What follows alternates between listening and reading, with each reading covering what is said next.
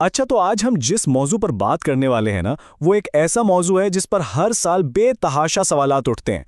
इस तज्ज़िये में हम मुफ्ती अकमल के बयानात को बुनियाद बनाकर कुर्बानी के मुकम्मल शरई कवानीन, मालियाती फ़राइज़ और तकनीकी शराइत को आसान लफ्ज़ों में समझेंगे। तो बिना किसी देरी के शुरू करते हैं। इस तज्ज़िये को हमने 5 हिस्सों में बांटा है: आम गलत फहमियाँ, लाजमी शराइत, सफ़र के कवानीन, दौलत का हिसाब और आखिर में छूटे हुए फ़राइज़। पहला हिस्सा, आम गलत फहमियाँ, सकाफती रिवाज और कानून का फ़र्क। हमारे माशरे में एक बहुत ही आम रिवाज बन चुका है कि लोग अपना फ़र्ज़ आगे बढ़ाकर पहले वालिदैन या नबी करीम सल्लल्लाहु अलैहि वसल्लम की तरफ से कुर्बानी करना शुरू कर देते हैं। सोर्स बड़ा वाज़े करता है कि अक्सर घरों में बस वालिद साहब कुर्बानी करते हैं और बाकी अफराद समझते हैं उनका फ़र्ज़ पूरा हो गया। हालांकि कानून बिल्कुल मुख्तलिफ है। जिस शख्स पर शराइत पूरी हो रही है ना, सबसे पहले उस पर अपनी तरफ से कुर्बानी करना वाजिब है। हाँ, अगर कोई नबी करीम सल्लल्लाहु अलैहि वसल्लम के नाम पर कुर्बानी का हदिया पेश करना चाहे, जो कि यकीनन बाइस बरकत है, तो उसे अपनी वाजिब कुर्बानी के अलावा एक इजाफी हिस्सा खरीदना होगा। अपना वाजिब छोड़कर दूसरों के नाम पर करने से फ़र्ज़ अदा नहीं होता। ये एक बहुत ज़रूरी पॉइंट है। दूसरा हिस्सा, लाजमी शराइत, 4 बुनियादी शर्तें। अब देखिए, कुर्बानी वाजिब होने के लिए ना 4 मखसूस शर्तें हैं। 1, मुसलमान होना। 2, आकिल और बालिग होना। 3, मुकीम होना यानी सफ़र में ना होना।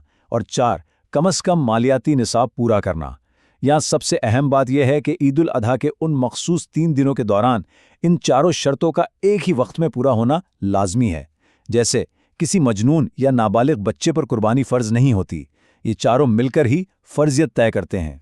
तीसरा हिस्सा, सफ़र के कवानीन, मुसाफिर और मुकीम की तारीफ़। खैर, शरीयत की नज़र में सफ़र का मतलब सिर्फ आम घूमना फिरना नहीं है।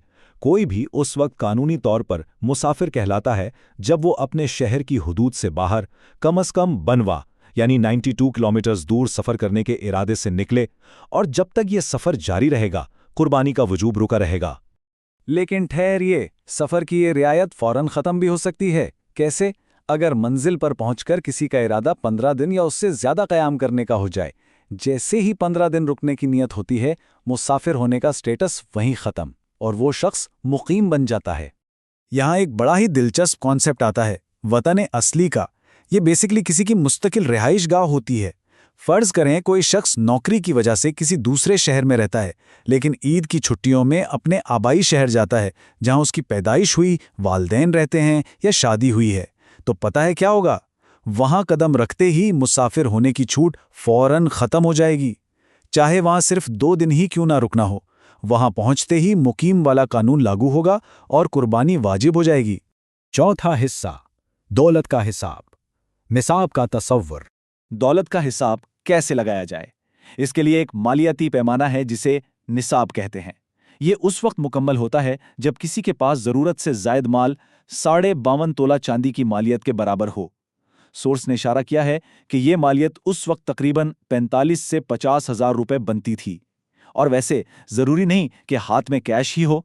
अगर किसी खातून के पास सिर्फ 1 तोला सोना भी है और उसकी कीमत 52.5 तोला चांदी की कीमत के बराबर पहुंच रही है, तो बस निसाब पूरा हो गया और कुर्बानी लाजिम हो गई।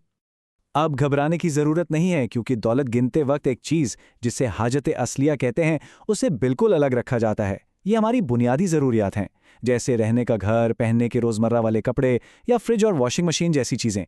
इन चीज़ों की कीमत को उस निसाब के हिसाब में शामिल नहीं किया जाता। ये बिल्कुल महफूज हैं। ये हिसाब किताब समझना वाकई हैरत अंगेज है। ऐसे असासे जिन पर आम तौर पर हमारा ध्यान ही नहीं जाता, वो सब दौलत में शामिल होते हैं। मिसाल के तौर पर, अगर किसी के ज़ाती मकान में 6 कमरे हैं और 2 बिल्कुल बंद पड़े हैं, तो उन बंद कमरों की मालियत इजाफी दौलत मानी जाएगी। या फिर शादी के वो महंगे जोड़े जो सिर्फ एक बार पहनकर अलमारी में लटका दिए गए। यहाँ तक कि वो कमेटियां जो डाली तो हैं मगर अभी निकली नहीं, प्राइज बॉन्ड्स या दूसरों को दिए गए कर्ज, ये सब जमा होंगे। दूसरी तरफ माहाना राशन का खर्चा, फौरी कर्ज या फौरन देने वाली किस्तें इस हिसाब से निकाल दी जाती हैं। जब ये जमा तफरीक हो जाए और बची हुई रकम निसाब तक पहुंचे, तभी कुर्बानी वाजिब होती है। 5वां हिस्सा, छूटे हुए फ़राइज़, क़ज़ा का तरीक़ाकार। सोर्स ने यहाँ एक निहायत संगीन और वाज़े पॉइंट उठाया है। अक्सर लोग ये बातें सुनकर कहते हैं, अरे हमें तो 20 साल से पता ही नहीं था कि हम पर कुर्बानी वाजिब थी। لیکن بات یہ ہے کہ دینی قوانین میں لا علمی کو کوئی عذر نہیں مانا جاتا۔ انہیں بروقت سیکھنا ہر بالغ شخص پر لازم ہے، یعنی مذہبی جواب دہی بالکل قائم رہتی ہے، چاہے پتہ ہو یا نہ پتہ ہو۔ تو اب سوال یہ ہے کہ پچھلے چھوٹے ہوئے سالوں کی قضا کیسے کی جائے؟ اس کے لیے سورس واضح اقدامات بتاتا ہے۔ جب قربانی کا وقت گزر جائے نا تو اب جانور ذبح نہیں ہوگا، بلکہ اس کی مالیت صدقہ کرنی ہوگی۔ پہلے قدم میں ان سالوں کی تعداد گنیں جس میں قربانی چھوٹ گئی، پھر آج کی مارکیٹ کے حساب سے ایک بکرے یا گائے کے ایک حصے کی قیمت طے کریں۔ ایک گائے میں 7 حصے ہوتے ہیں، تو اگر کسی کی پچھلی 7 قربانیاں رہتی ہیں تو وہ ایک پوری گائے کی قیمت صدقہ کر دے۔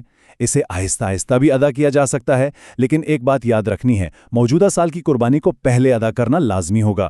ان سب باتوں پر غور کرنے کے بعد ذہن میں ایک نہایت اہم سوال گونجتا ہے: کیا ایسی غیر استعمال شدہ چیزوں جیسے بند کمروں یا بھولی ہوئی بچت نے انجانے میں ہی پچھلی قربانیوں کو فراموش تو نہیں کر دیا تھا؟